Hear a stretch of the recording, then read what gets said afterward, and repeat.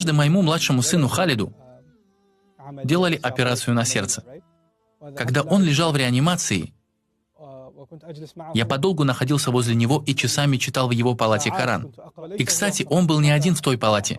Там были еще дети, у которых также были проблемы с сердцем. Затем ко мне подошла медсестра и говорит: частота сердечных ударов у всех пациентов стабилизировалась.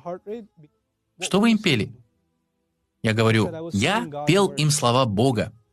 Она говорит: вы могли бы еще раз это сделать? Я еще раз прочитал Коран, и снова их сердца успокоились. На следующей неделе я вновь пришел, чтобы читать Халиду и другим детям Коран, и снова их сердца успокоились. Свят Аллах. Я одно лишь могу сказать: нет милости большей, чем Коран. Люди спрашивали меня: какую суру ты читал? Неважно какую. Это слова Всевышнего Аллаха. Будьте искренними, размышляйте над аятами, и тогда вы получите великую пользу от Корана.